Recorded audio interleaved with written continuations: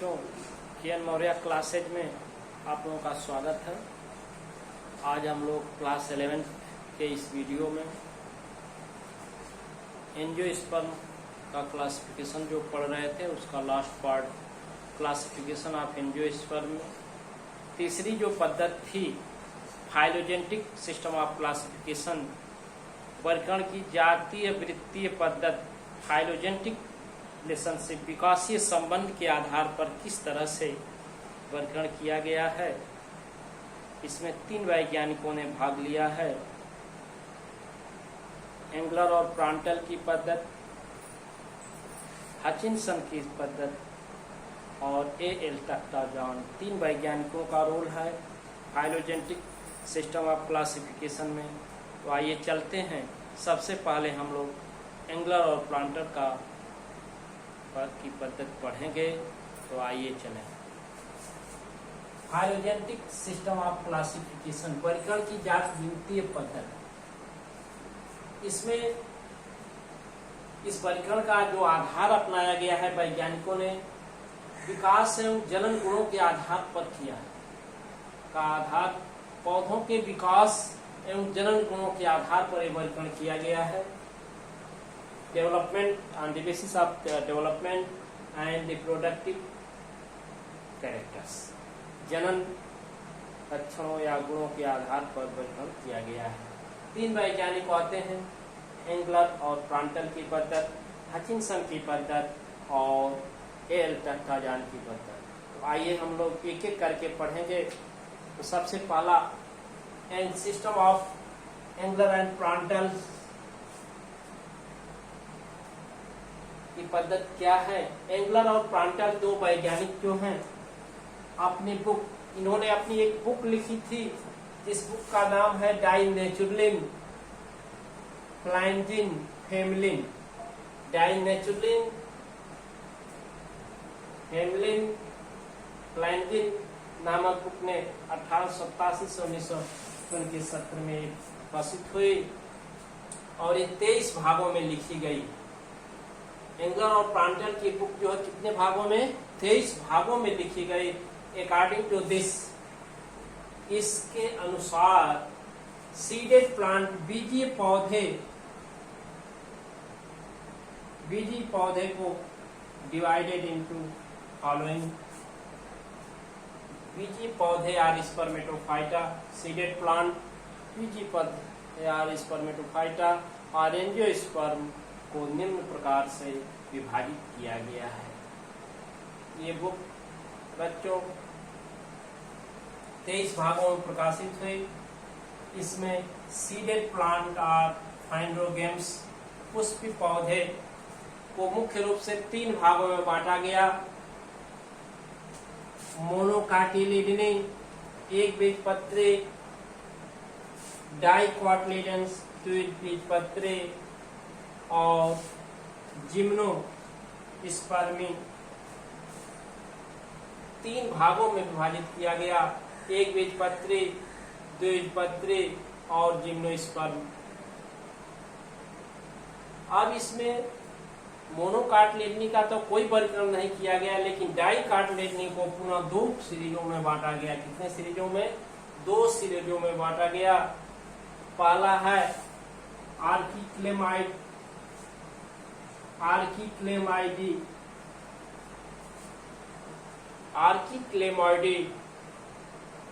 इसमें जो है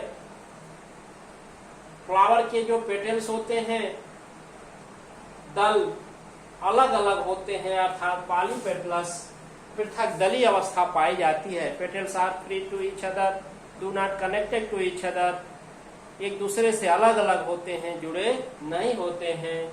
इस अवस्था को पॉलीपेटलस पृथक बाह्यदली कहते हैं।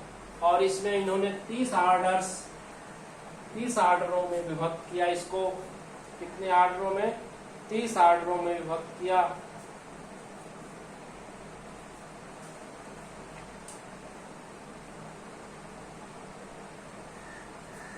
दूसरा है मेटाक्लेमाइडी। इसमें पेटल्स फ्री नहीं है, कनेक्टेड टू ईच अदर, एक दूसरे से बच्चों जुड़े हुए हैं, जिसको गैमोपेटलस अवस्था, संयुक्त दलीय अवस्था कहते हैं। दल आपस में जुड़े होते हैं और इसके अंतर्गत 10 आर्डर इन्होंने रखा। इस तरह से कुल डाइकार्टिलेडनी को 40 आर्डरों में विभक्त किया। 30 आर्डर जो है पॉलीपेटली और 10 आर्डर गैमोपेटली। 30 आर्डर आर्कीय क्लेमाइडी और मेटाक्लेमाइडी में 10 आर्डर रखे गए हैं। तो बच्चों, सिस्टम ऑफ एंगुलर और प्लांटल की पद्धति के अनुसार इन्होंने जो अपनी बुक लिखी, डाइनेचुरलिन फेमिलिन, डाइनेचुरलिन फ्लैंजिन फेमिलिन, जो 23 भागों में प्रकाशित हुई, लिखी गई, और इसके अनुसार सीडेड प्लांट और स्पर्मेटोफाइटा और एंजियोस्पर्म को 3 भागों में विभाजित किया गया। पहला है मोनोकार्टिलेडनी, डाइकार्टिलेडन और जिम्नोस्पर्मी। जिम्नोस्पर्म और मोनोकार्टिलेडन्स का कोई विभाजन नहीं हुआ, लेकिन डाइकार्टिलेडनी को 2 समूहों में विभक्त किया। एक आर्कीय क्लेमाइडी या पॉलीपेटली, इसमें petals are free to each other, इसमें दल एक दूसरे से स्वतंत्र होते हैं। इस अवस्था को पॉलीपेटलस, पृथक दलीय अवस्था कहते हैं। इसके अंतर्गत इन्होंने 30 आर्डर रखे, इसको 30 आर्डरों में विभक्त किया। और दूसरा जो है मेटाक्लेमाइडी, इसमें पेटल्स एक दूसरे से कनेक्टेड हैं, ज्वाइंटेड हैं, दल एक दूसरे से जुड़े हुए हैं। इस अवस्था को गैमोपेटलस कंडीशन, और ये वर्ग है गैमोपेटली में, इसमें 10 आर्डर। अब बच्चे दूसरे वैज्ञानिक आते हैं, सिस्टम ऑफ हचिंसन। दूसरे वैज्ञानिक हचिंसन ने फाइलोजेनेटिक सिस्टम ऑफ क्लासिफिकेशन को अधिक वैज्ञानिक एवं वास्तविक दृष्टिकोण दिया। इसका वर्गीकरण का आधार वैज्ञानिक रूप और वास्तविक दृष्टिकोण अपनाया। इन्होंने 1959 में हचिंसन ने अपनी वर्गीकरण में अधिक वैज्ञानिक एवं वास्तविक दृष्टिकोण अपनाया। इन्होंने अपनी बुक, इनकी बुक का नाम है the families of flowering plants.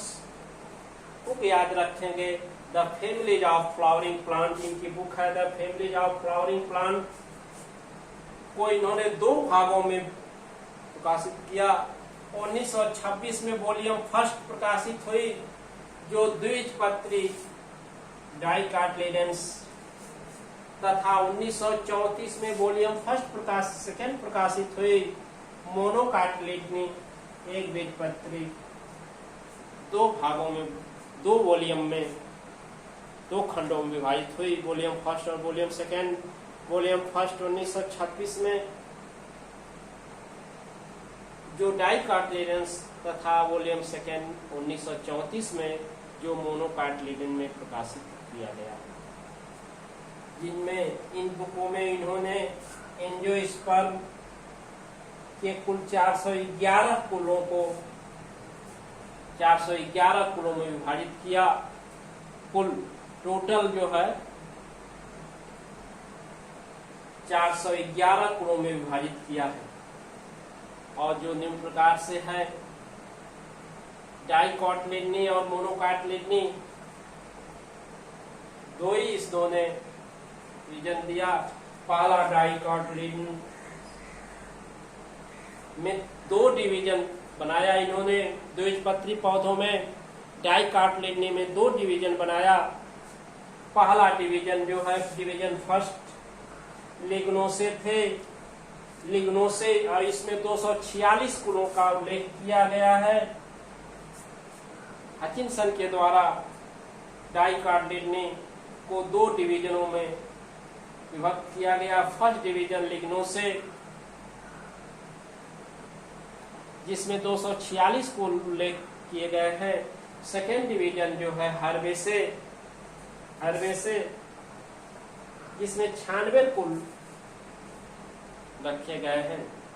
अब बच्चों, मोनोकार्टिलेडनी को, एक बीजपत्री पौधों को 3 डिवीजनों में विभक्त किया गया है। डिवीजन फर्स्ट जो है कैल्सीफ्लोरी, जिसमें 29 कुल रखे गए हैं, 29 कुल कैल्सीफ्लोरी। डिवीजन सेकेंड जो है कोरलीफ्लोरी, जिसमें 34 कुलों को रखा गया है। और डिवीजन थर्ड ग्लीमीफ्लोरी, जिसमें 6 कुल रखे गए हैं। इस तरह से बच्चों ये आपके मोनोकाटलिटनी में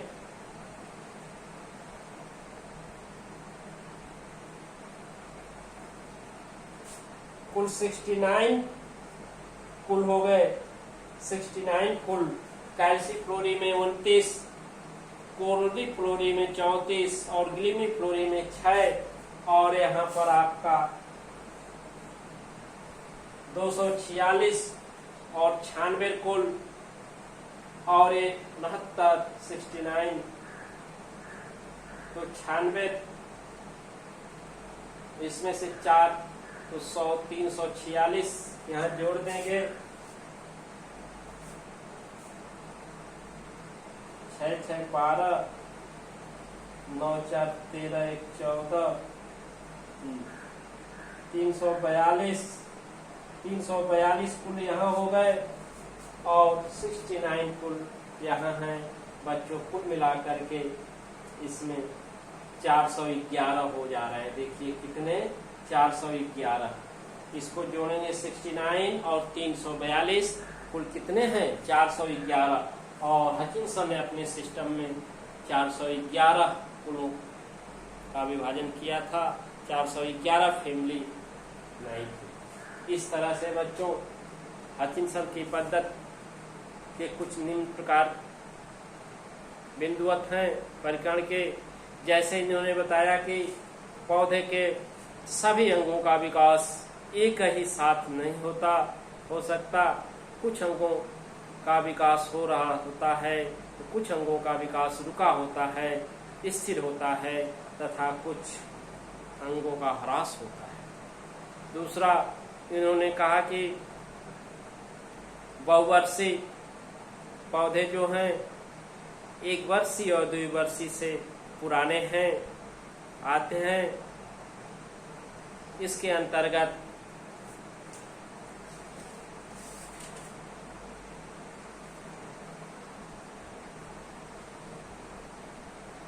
विकास एक अनवरत प्रक्रिया है, जिसमें सभी भागों का विकास संभव नहीं है।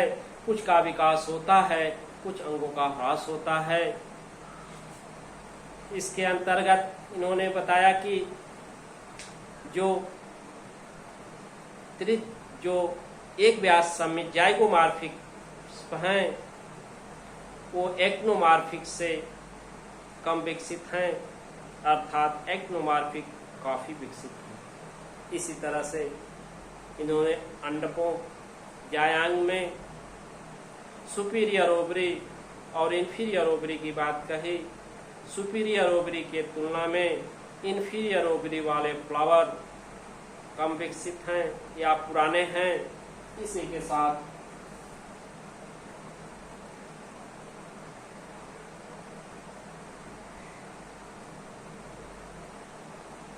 एपीफाइट्स अधिपादक होते हैं, मृतोपजीवी तथा परजीवी से काफी विकसित हैं। एपीफाइट्स अधिपादक पौधे मृतोपजीवी और परजीवी से काफी विकसित। तो ये कुछ बिंदु आधार रहे। फलों की तुलना में संग्रंथित फल जो होते हैं, संग्रंथित फल सरस फलों की अपेक्षा काफी सिद्ध हैं। पुंकेसरों, उमंग में पुंकेसरों की अधिक संख्या कम संख्या वाले से एडवांस है, कम संख्या अधिक संख्या वाले पुष्पों से एडवांस है। अर्थात कम संख्या पुष्पों में पुंकेसरों की कम संख्या होना वेल डेवलप एडवांस लक्षण है। इस तरह से बच्चों ये हचिंसन ने अपनी पद्धति को अपनाया और बताया अब एक और वैज्ञानिक इसमें रह गए हैं जिसको अगले वीडियो में हम आपको बताएंगे, A.L. टफ्टाजान और उनके अनुसार वर्गीकरण। तब तक इस वीडियो को आप पूर्ण रूप से देखें और नोट्स तैयार करें। Thank you.